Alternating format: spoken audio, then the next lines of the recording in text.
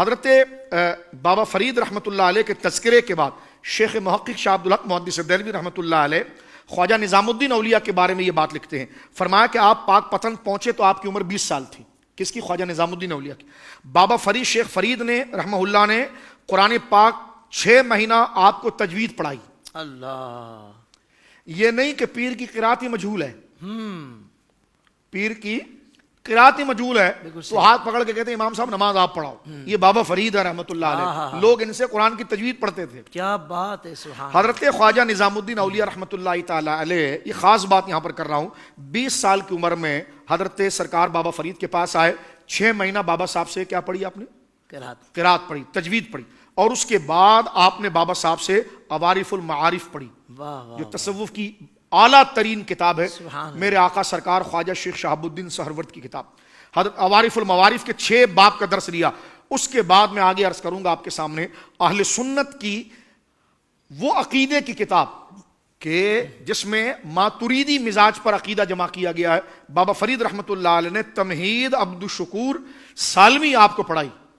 اللہ اکبر. کس کو پڑھائی؟ حضرت خواجہ نظام الدین اولیاء کو. اور یہ کتابیں پڑھانے کے بعد سر پر خلافت باندھی ہے. یہ نہیں کہ وہ 4 دیگ لائیں تو انہوں نے خلافت دے دی، انہوں نے دروازہ بنا دیا تو خلافت دے دی، گاڑی بنائی تو خلافت دے دی. اللہ، بھائی یہ ذات کا مسئلہ تھوڑی ہے، دین کا ہے.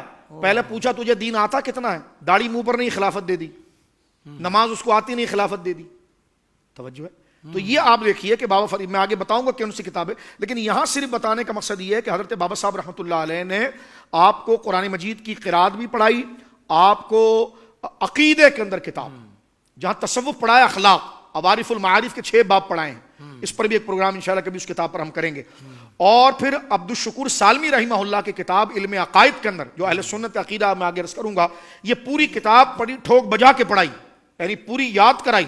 اور اس کے بعد امتحان لیا اور اس کے بعد سر پر خلافت کا تاج باندھا. حضرت خواجہ نظام الدین اولیاء بابا صاحب کے خلیفاؤں میں وہ اجلہ خلیفہ ہیں کہ آپ کی بہت بڑی لائبریری تھی.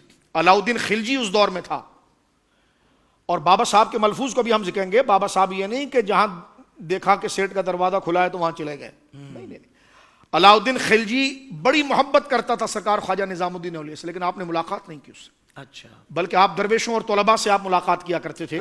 آپ کے خلیفہ اور آپ کے لائبریرین حضرت خواجہ اخی سراج، ان کے خلیفہ بہار کے اندر حضرت خواجہ علاء الحق پنڈوی، اور ان کے خلیفہ تاریخ سلطنت سمنا میرے آقا سرکار مخدوم عالم جو کچوچا مقدسہ میں آرام فرما رہے ہیں، حضرت مخدوم سمنا رضی اللہ تعالیٰ ان کے مرید ہوئے. تو حضرت سرکار بابا صاحب کا اور سلسلہ چشتیہ کا یہ فیضان ہے جو پاکستان میں پہنچا تو چشتیہ شریف میں میرے آقا سرکار سیدی مرشدی نور محمد مہروی رحمہ اللہ تک پہنچا.